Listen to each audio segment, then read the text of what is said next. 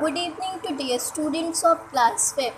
Today we will going to study chapter 3, that is weather and climate. In this chapter we will going to study about weather, climate, factor influencing climate and about heat zones. Let's read the chapter. Weather. Weather and climate are quite often interchangeable and used in the same sense, but they are not the same. Weather is the condition of air temperature, air pressure, wind, humidity, and rainfall in the atmosphere at a particular place and time. For instance, it may be sunny in the noon, cloudy in the evening, and windy at night. Changes in weather cause season formation. There are three main seasons in India, that is summer, winter and monsoon. Weather को हम हिंदी में क्या कहते हैं? मौसम. Weather is for the particular place and a particular period of time. Changes in the weather cause season formation. What are the three main seasons? That is summer, winter and monsoon. Let's read the next topic, that is climate. The weather condition that prevails over a large area and for a long period, it's called climate. It is different at different places of the world. Climate को हम हिंदी में क्या कहते हैं? जलवायु. Climate is for a large area and for a long period of time. It is different at different places of the world. Climate and weather both influence the lifestyle, food, houses, dress and economic activities of the people living in a region. Climate और weather both क्या होता है? लोगों की lifestyle, food, houses, dress सब पे effect करता है. Okay, now come to next topic, that is factor influencing climate. कौन से ऐसे फैक्टर हैं जिस पे क्लाइमेट पर इफ़ेक्ट पड़ता है? First is your distance from the equator. All the parts of the earth do not receive the same amount of sunlight.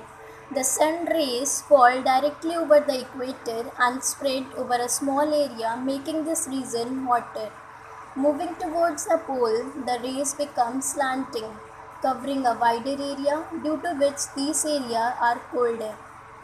Distance from equator में क्या है? ये क्लाइमेट को कैसे इफेक्ट करता है? As we know that the all parts of the earth do not receive the same amount of sunlight.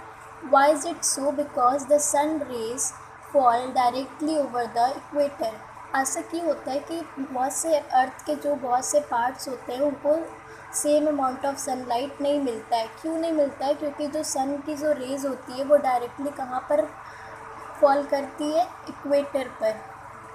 As we move towards the poles, the ray becomes slanting. जैसे ही हम पोल के साइड मूव करेंगे जो raise क्या होगा? Slant होता जाता है. स्लैंट मीन्स तिरछा. तिरछा होता जाता है, जिससे क्या होता है कि जो वो बहुत से एरिया को कवर करता है, और due to which this area are colder. Now come to next factor, that is height above the sea level. As we move to higher altitude, there is a decrease in temperature. जैसे जैसे हम ऊपर चढ़ते हैं, जैसे जैसे हम ऊपर मूव करते हैं, क्या होता है कि टेम्परेचर डिक्रीज होता जाता है. Like for an example you can take places like Shimla are cool even in summer, unlike Chennai और दिल्ली. डिक्रीज टेम्परेचर होता है, उससे क्या होता है कि वहाँ का जो प्लेस होता है वो कोल्ड होता है. Okay, like for example you can take जैसे शिमला है. शिमला एक प्लेस है जो कि हमेशा कूल रहता है even in summer. Why is it so? This is due to the difference of the altitude above the sea level. Now come to next factor, that is distance from the sea. Places near the sea coast experience moderate climate. This is due to the sea breeze which blows from the sea to the land. Distance from the sea means जो भी place होता है सी coast के near, जो भी place होता है वो मॉडरेट क्लाइमेट एक्सपीरियंस करता है. मॉडरेट क्लाइमेट मीन्स न ज़्यादा ठंडी न ज़्यादा गर्मी. This is due to the sea breeze which blows from the sea to the land. बहुत से ऐसे प्लेस हैं जैसे कि Mumbai, Goa and Kerala are all located near the sea coast and they all have the moderate climate throughout the year. बहुत से ऐसे place हैं जैसे कि गोवा हो गया, केरला हो गया, मुंबई हो गया, ये सारे सी कोस्ट के तरफ लोकेट रहते हैं और इनके पास मॉडरेट क्लाइमेट रहता है throughout the year. Next factor is sea breeze and land breeze. The heat of the sun warms up the land faster than the sea. During the day, the land and the air above it get heated. The warm air rises up, but the sea and the air above it are cooler. Cool air from the sea blows toward the lands and cool it.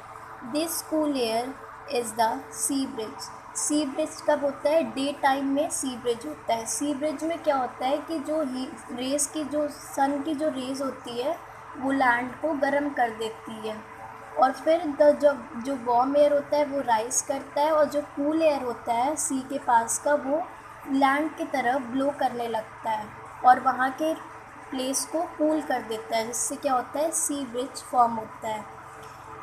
Next is land bridge. At night, the land and the air above it cool more quickly than the sea. Warm air from the sea rises and make room for cold air above land to blow towards the sea. This is known as land bridge. Land bridge कब होता है? Land bridge night के time में होता है.